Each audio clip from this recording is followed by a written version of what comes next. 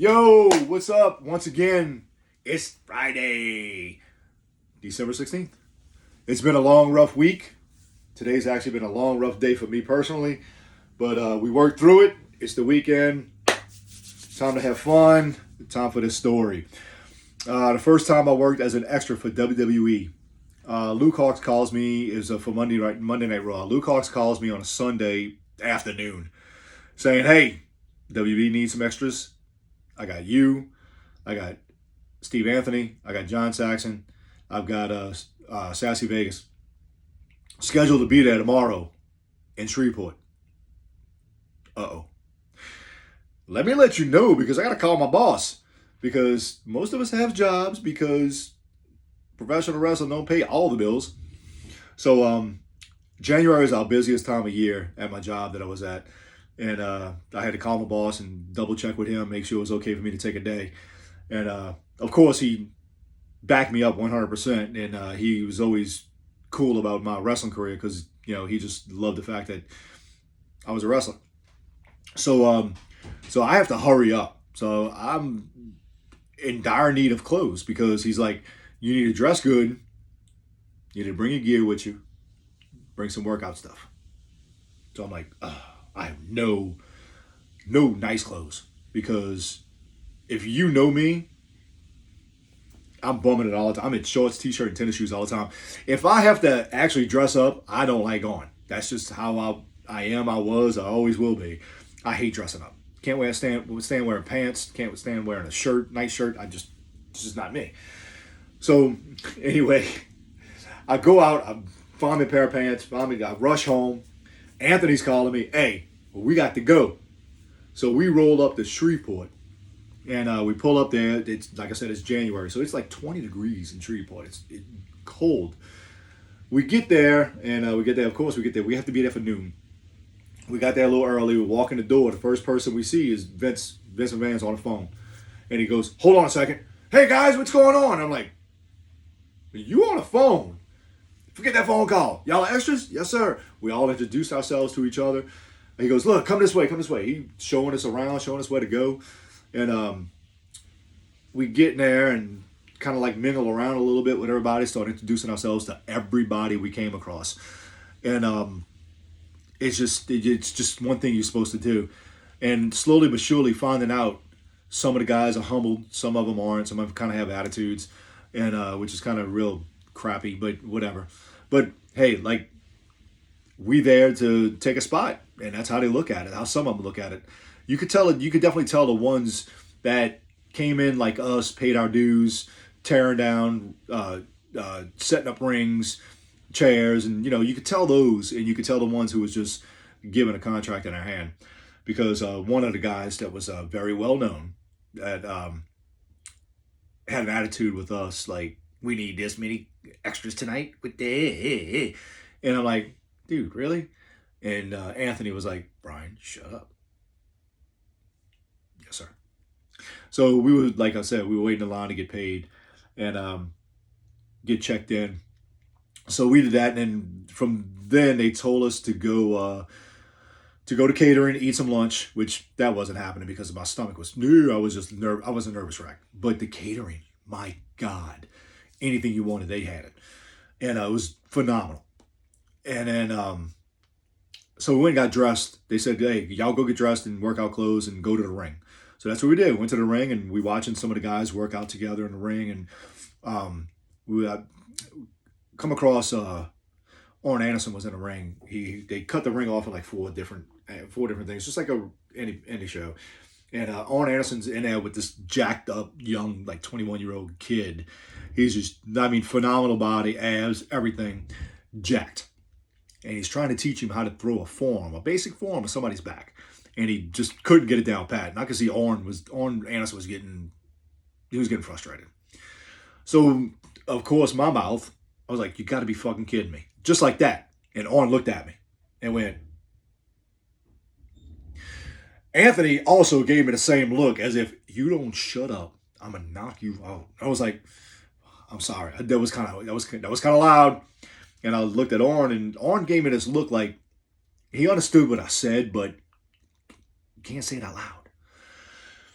So here I am about an hour in. I'm ready to get kicked out of the freaking place because of my mouth. But here's my thing. This guy, who's phenomenal, he gets handed a contract because he's got this chiseled body, but he can't wrestle. So they're gonna teach him how to do it. And here we are, busting our asses every weekend, traveling away from our families. Sometimes we bring our families. At normal 3-hour drive to a venue. Show up there, 3 hours before a show. So we there at 3, 4 o'clock in the afternoon. We don't leave the venue till 10, 11 o'clock at night and drive 3 to 4 hours back home. Busting our asses in front of 100, 200, 300, 400, 500 people just to get the spot that this kid's got that was just handed to. Hey, it is what it is. That's how it happens. They don't care what you know or who you know. If you not bringing them the money, you got to show them that you can bring the money. Yeah, that's just how the business is. It's any business. But I understood that, but I also voiced my opinion, and it was kind of a little bit too loud. But I didn't get in trouble for it. But in the meantime, I seen Jim Ross pass by me, and we introduced ourselves, and he kind of looked down at me because I had on a pair of LSU shorts, purple LSU shorts, and he goes, he gives me that look. Jim Ross, Mr. Oklahoma himself, Mr. Oklahoma Boomer Sooner. So I said, "What you puffing my shorts for?" LSU. I said, "You can puff all you want, but we smoked y'all in a national championship a couple of years ago." He didn't like that. So, and then just so happened that 10 minutes later, Maurice, which was a French girl that wrestled, she had a French accent. She came up to me and she was, "Excuse me, sir, can I have your shorts?" I was like, "You can have my shorts. What are you talking about?" She goes, "I want to buy your shorts from you. It's a beautiful purple and it matches my outfit. I want to cut it up and use them as kick pad covers." And I looked over at Jim Ross sitting at the table, and he's got this smirk on his face. And I went, "You go tell Jim Ross that LSU is the national champions and they beat him. He can't have my shorts. He can't have the national champion shorts. Tell him that." So about 5 minutes later, I see him cracking up laughing. So he kind of tried to rib me and see if I was going to do that. I was like, I was having none of that. But it was funny because we kind of went back and forth a little bit after that, and he was cool about it. And another thing, Saxon, they pulled Saxon in a ring, and it was Crime Time. The JTG, the smaller guy, pulled him in, and they always wrestle with those big lug boots on. JTG kicked Saxon in the face. Damn near took his face off. If you know Saxon the way I know Saxon, everybody else knows Saxon. Boy, he is not short on words. He popped up, he looked at him, he goes, "Kid, what the hell? Do I owe you money? You need to learn how to wrestle." Like that. We all just went, "Oh shit, we getting kicked out. That's it, we going." But a couple of guys heard him.